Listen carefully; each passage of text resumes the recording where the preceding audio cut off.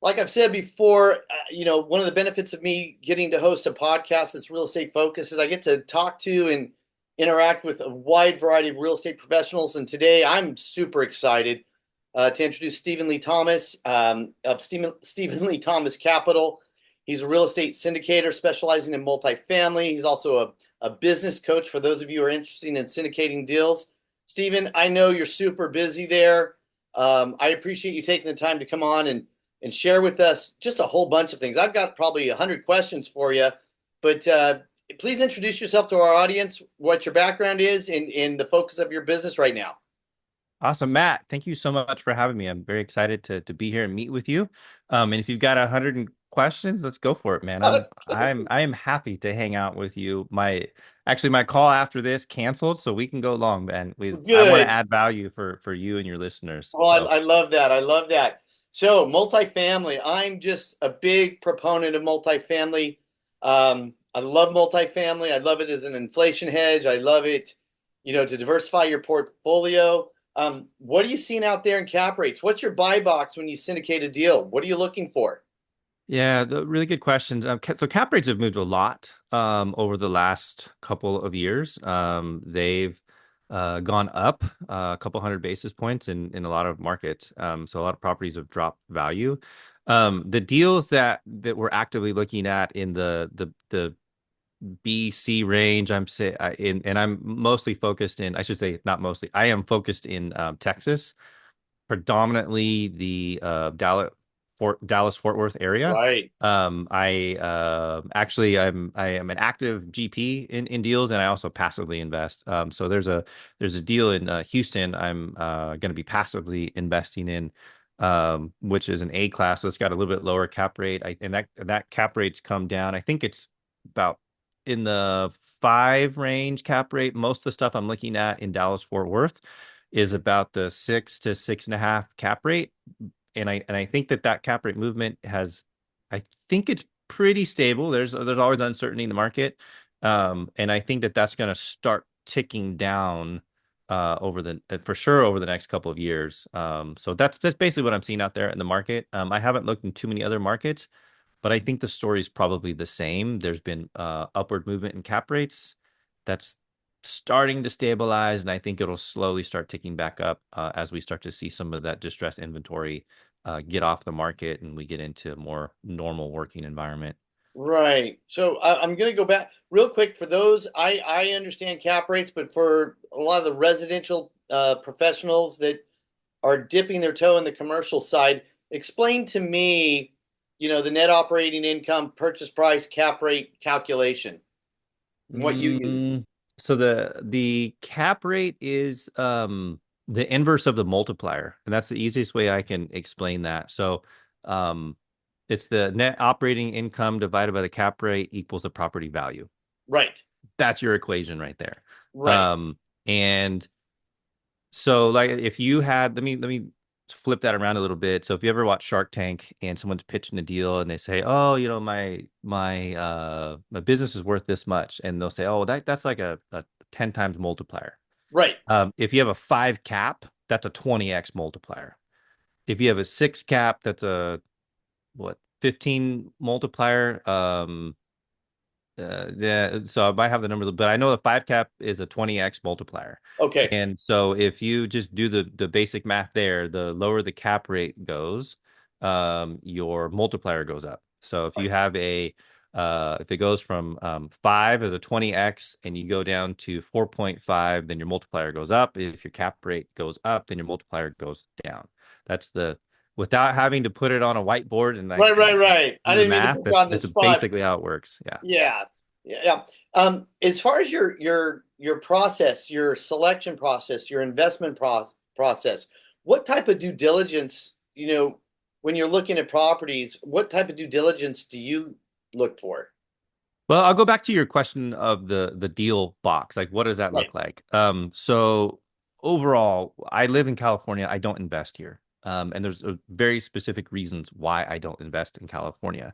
I want to invest in some place that's a business friendly state. I want to invest where jobs are going. I want to hedge. basically where I'm doing my investments. I want it to be a landlord-friendly state. I don't want to have to spend a ton of money trying to get somebody out of my property so they can live there for months and not pay anything. Like I'm not interested in that. I want a place where there's population growth, which generally, Okay. if you have job growth, you've got population growth. And there's an above average affordability gap, which what that means is the cost of owning a home is more prohibitive, and so you have people that are more likely to rent. Now that's becoming more and more prominent just across the nation, regardless, as home prices have gone up and wages haven't really kept up with that. So that's like to start off with, that's like my deal box. And then that puts me into a handful of states. Like I said, I'm not in California. I'm not in Washington. I'm not in Oregon. I'm not in New York. There's a whole bunch of places that I'm just not interested in investing. But that's why one of the main reasons I focus in Texas. So I'm gonna take this target and I'm gonna zoom that in a little bit. Right.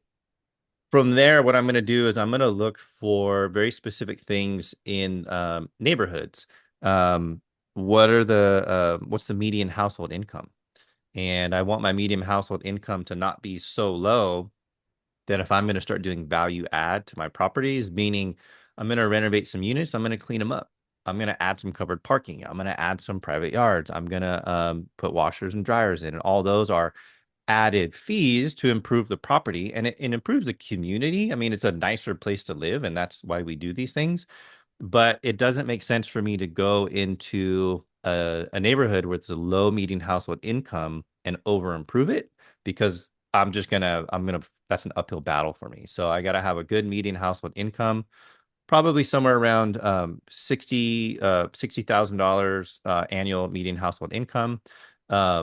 And then the other thing I'm looking for is, because I do apartment investing, I want to buy something, not a smaller property, but I want to have professional management come in. So Okay. I'm going to be looking at 60 or larger, 60 or more units at a property.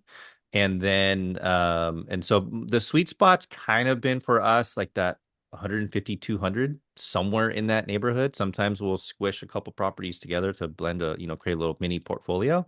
Yeah. Um, and then with that, the other thing that we fold into it is, because we're buying these, we're doing a syndication model, we're raising capital, we're putting our own money in, we're raising capital, and then the bank, they're the biggest investor actually, but we also have to know like how much capital can we raise for a deal. And so that's why another reason it doesn't make sense for me to go after a large portfolio that's going to be $100 million, because if I get it under contract, am I able to close on that deal? So that's my buy box there. So starting large, like I'm gonna focus on areas that I know businesses are going, people are going. I'm not gonna have an uphill battle if someone's not paying rent or delinquent. And then, is it the right demographic for the improvements I'm going to be doing to the property? I love that. I love that. I know a lot of, the investors that I work with, they are definitely transitioning out of what we say left coast properties. I mean, you and I are both in California, and I, got friends, family, investors who have just, especially the last 4 or 5 years, I mean, just gone without rents with all these Mm-hmm. subsidies and all the legal entanglements, and slowly but surely divesting out of California, like you said, Oregon, Washington, Mm-hmm. and moving west, and the job growth, in Texas. I mean, we hear it all the time. I went back and visited some family in Texas recently, and they are all California transplants, and they said just don't, California or Texas, Yes, yes. and and the Texas without the state income tax. Is that correct? Yes, I believe they don't have the state income tax, but you know what's different about Texas as opposed to California? Property tax. Yes. They're gonna own you when it comes to property tax. There isn't, so in California we have this nice law they passed a long time ago where there's protection. I think it's like the max they can raise your property tax year over year is like 3%. It's Yeah. not a lot. In Howard Texas, Jarvis. Howard Jarvis. Prop 13.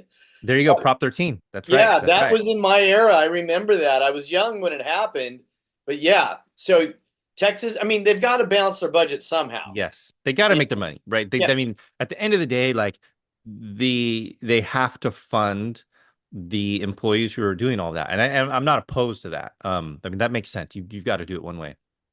But what I can tell you is the property tax from one year to the next, there's a complete reassessment. And if your property value skyrockets, guess what? Your property tax is going to go up proportionally to the value increase of your property. So as an owner of apartment complexes, we have to account for that in our underwriting, and it can be challenging. And then we actually go through a litigation process every single year and push back on the assessor's office and what they assess the property tax of. right. So you So challenge with the local assessors. I mean, if it comes in way above your forecast and built into your, spreadsheet and calculus, I mean, yes. I would see. So you're proactive in that respect. I like that. Yeah, we actually so we work with we work with there is a property tax attorney, and what they do, that's all they do. Um they pool together, they look at properties in the area. They actually do their own analysis of the value of the property. And so we send them our T12, our rent roll, and they do that for other properties in the area. And then as they get the assessments back from the assessor, they will look at that and they either agree or disagree. 9 times out of 10, they disagree. And then they also know the increase across those properties in the area, and they will challenge the assessor. And so there's basically a pre-negotiation that happens, and then there's a final assessment. And then if you still don't like it, you can contest that, and you can push back if you want. So Yeah. but it is part of the business plan. It's just how you do Good. business. But you factored that into your analysis, which I love. I mean, part of the due diligence, obviously, and this is why I love talking to people like you. How do the assessors in Texas? It's not based on. Is it just based on value of the property? Is it based on cash flow? I mean, what are they looking at? So what's interesting about that, it's a very good question, because they don't actually get our financials, and property values are a function of net operating income, commercial real estate, Right. but it's also a function of demand, which is where the cap rate comes in. So they don't see our financials, but they do have an understanding of cap rates. And so they will just do a general assessment. This is where the market is at, and this is how the property is valued, which is really interesting to me how they factor all that in. And that's where the challenging comes back in, is because let me see if I can explain a little bit different. Single family homes, like if you go to sell a single family home, and I've done this before, we really improved a single family home we were living in, and we went to sell it, and our real estate agent said, hey man, this is great, but you're not going to get all the money back that you put into this property. I'm like, well, why not? And he said, well, because the houses in the neighborhood aren't as nice as yours, so you're limited by the comps of similar to your single family home. So what I see is the assessors like, oh well, just in general these property values have gone up. if they don't have if they don't have access to the net operating income, if you bought a property and you're not operating it well, or you've got some headwinds because of the economy, and you really aren't like making the money, the value hasn't changed. And unfortunately, they will just say, no, the market's moved in this direction. Guess what? Like you're Oh, getting hit with this. And that's where we factor in that they're gonna do that anyways, but we push back as much as we can. And especially if you look at what's happened in the market, if you bought something in 2022 at the peak and you own it now, your property value has gone down millions of dollars, probably right. just by cap rate movement. You could operate it exactly the same way, but the property value has gone down by millions of dollars. The assessor is still moving things up. And so it's like, come on, man. But I mean, anyways, hanging out in that space for a while, that is something. So if you're going to be investing in Texas and you've never done it before, you need to have a really, really, really good understanding, because if you're assuming your expenses are going to be very normalized, a normal 3% year over year, and you don't account for property taxes, you're gonna have strong headwinds when it comes to your year over year expense growth. Right. Yeah. And just one last question on this. Is that a county assessment? Or is that a statewide assessment? It's county. It's at the county level. Okay. And but I've seen it in multiple counties how they do that, but it is at the county level. Okay. All right. So suffice to say, maybe uh, Houston might have been under a little bit of more pressure, as I understand it, in the multifamily sector, but it's going a little bit stronger in the Dallas Fort Worth area. You could see different assessments based on county economics and county analysis. Yeah, even within so Dallas Fort Worth area, there's multiple counties, and you'll see a difference from one county to the next, Okay. even in the Metroplex. You'll Got see it. a bit of a difference. Yeah. I got it. I'm pulling this out of nowhere, and if it's something that you don't really focus on, let me know. Have you looked at, do you do any cost segregation analysis on your properties to accelerate depreciation or? We do all of them. Okay. We do. So we do cost segregation. We leverage bonus depreciation. So that's the short answer. Okay. Yes, we do. And then that, so that's going to show up for the passive investors on their K1 document is going to be the document they receive. The tax document, if you will, like a 1099 or something, but that's Yeah. the document you get, and it would be reflected on the K1. Right. Right. Outside of Texas, are you strictly focused on Texas right now, or what other markets might you delve into? Um, I am only in Texas. I've only ever invested in Texas. I've Okay. been doing this for 7 years, about 7 years now. Um, and the reason for that, I'm not opposed to other markets. The in my network, the connections I've made, Okay. they are the people who are in Texas. My business partners are in Texas. Love And it. let me qualify that a little bit. There's a lot of good markets out there. I think Arizona is a good market. You have stuff there. Texas, the Carolinas, the Sunshine Belt areas. I think those are good areas. Down into Florida. Um, the main reason why I haven't invested in those areas is um, I'm not close enough to any of the deal sponsors, the people finding the deals, or I don't have a partner who's physically located in those areas.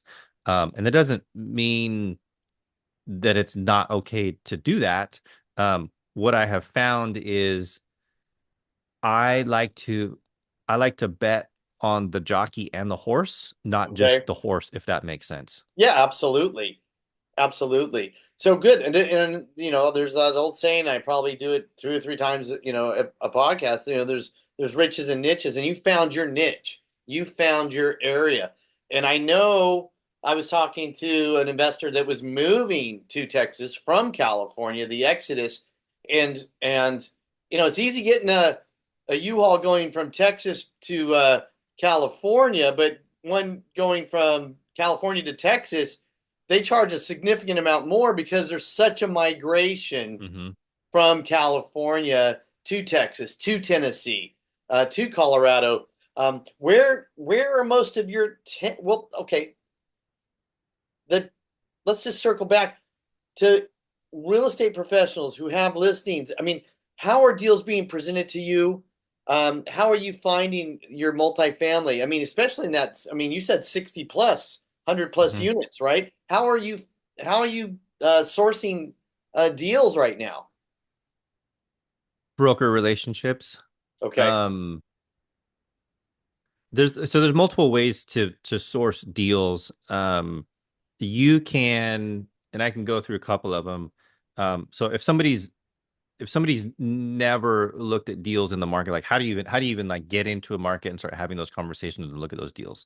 Um, you can use there's a website called CoStar, Yes. and so you can use CoStar. It does not have a whole lot of deals on it, and that's okay. You'll find some deals, and the deals might actually not even be on the market anymore. But what you can do is you can find those brokers who are listing those deals, pick up the phone and call those brokers. So, like, introduce yourself to a broker. Say, hey, this is what I'm looking at. This is my background. These are the types of deals. The more specific you can be, the better the deals the broker can send you that are going to fit your deal box.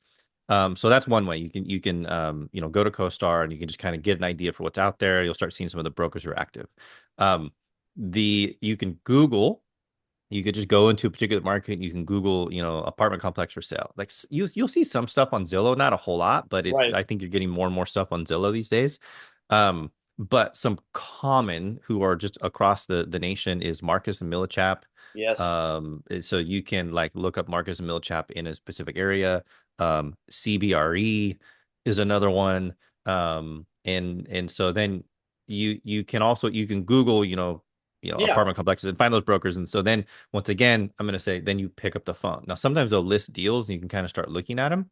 But at the end of the day, the most important thing you can do is talk to a broker, introduce yourself, be honest with them of where you're at. Hey, I'm just kind of window shopping because Okay. you don't want to burn your bridges at first. You don't want to be like, hey man, like I got millions of dollars to like buy these Right. properties when you're really not ready because you'll burn your bridge so fast. I mean, they go through lots of people reaching out to them and they want to put their time where it makes sense. But if you're upfront and honest, say, hey, I'm just kind of learning the market. Can you send me a sampling of things? Then they're gonna have a better conversation. It's gonna be more meaningful. Um, and from there, follow up. Another place that we source deals from. So you do that, and then you build relationships, and then you'll have brokers pick up the phone calling you, which Right. is a good situation to be in. Another source we've found for deals is property management companies. Oh, okay. They manage deals. I mean, they know what's going on. They're and we across our properties, we don't use only one property management company. We'll use a few. And there's a story behind that, but you don't want to have all your eggs in one basket. So Yeah. diversify a little bit there. But talk to them. Hey, I'm actively looking for deals. This is what I'm looking for. If you know of anything, let me know. And Right. you'd be surprised. They may have opportunities for they may know of some deals that someone can pick up and you can start looking at, and they may have managed a property before, which is Yeah. that's a big win for you right there. Oh, I can imagine. I can imagine. They know the property, they know, the deferred maintenance, anything like that. But if I'm hearing you correctly, this is I mean, you really focus on relationships with your brokers, and you're not blowing smoke. You're saying, hey, you're being upfront, straightforward, honest. I'm window shopping, or I've got X amount of capital to pull the trigger if it meets this. How many of your, I mean, these relationships that you have, I mean, do you get a lot of deals before they even quote make it to CoStar or LoopNet or CIMLS or That's the only CREXI? way we're getting deals these days because Okay. the deal flow has been so limited, and what makes it to market has been picked through Yeah. by a lot. So it's really, the my partners who are local have built those relationships. And the deal we just closed on a couple weeks ago, it was literally the broker picked up the phone and called the partners and said, "Hey, I know you guys can close a deal. This just came, I just got this one back. Are you interested?" There's a couple more deals that we'll find out tomorrow if we're gonna if they accept our offer. Once again, it's picked up the phone. Here's the deals, and it's the relationship. A lot of times, it gets you across the finish line. Yeah. How much leverage are you using in your portfolios? I mean, As far as like the debt, yeah, the yeah. lender debt, 65 somewhere around there. Okay. Yeah, probably not. Yeah, it's hard to get over 70. Like maybe you can push it up to 70, but I'm not seeing anything to go um above that. Yeah. Right. And your capital sources are for that other 40%, 35%, 30%. Are those banks? Well, so we're raising capital to cover that. So yeah, the 35 with the bank, it's a traditional bank. So I've done some bridge loans, and then there's also agency debt, and so the bank will bring in, a large portion of it, and then the balance of that is we put our own capital in. We'd like to secure the deal. We invest in all of our own deals, and then we raise, you know, private money. We raise that from our network of people that have we've met along the way and like what we do. And like you mentioned earlier, they like the accelerated investment income. They got the cash flow. They get the capital gain. They get the depreciation, which means they save on taxes. And so that's where we balance everything out there. Yeah, I like that. Um, circling back, going back, if a real estate broker had a deal what and they were to approach you, what are you looking for again? Just to reiterate, because we have a lot of people that are, brokers, agents, multifamily specialists. You like just go back to your buy box again. As we got about 4 5 minutes left here. Okay. My buy box, very specifically, Dallas Fort Worth Metroplex. So I'd like to stay in the primary market. Ideally, medium household income, 60,000 or better. 60 to 200 units. So probably somewhere in the probably nothing north of 30 million, all Okay. for the total purchase price. Um, C class, C or better, C plus in the B range or better properties. And then, so with that, I'll qualify it with late 80s or newer Okay. properties. And then probably nothing brand new, meaning I'm not doing a lease up. So not new construction where it's done and I'm focusing on the lease up. So I'm looking for an existing property that's got some meat on the bone. If there's an opportunity to just increase occupancy or fix some operational issues, we can jump in and do that. We've got a lot of experience doing that. Or if there's a lot of value add that we can do and renovate the property and just clean it up for the residents, then that's also what we're interested in. Yeah. I mean, I love the due diligence that you do, which should be really reassuring to investors out there. And what we're going to do at the end is I'm share with the audience how to get a hold of you, either as an investor or possibly someone who has some, off market properties that they're looking to show to investors like yourself. Um, the, as a general, as a limited, as an investor, I love that you have skin in the game here, and that's got to be so reassuring to the investors because you're on the same side of the table. Most of your properties come with property management in All of place. them. Yeah, Okay. yeah. So there's nothing, we don't self-manage anything. We're always going to have a professional property management company. Yeah. Yeah, I Yeah. love that. I know there's a trend, a couple of my bigger investors. How much of I mean, this is sort of off the subject, but how much of them are on automatic pay?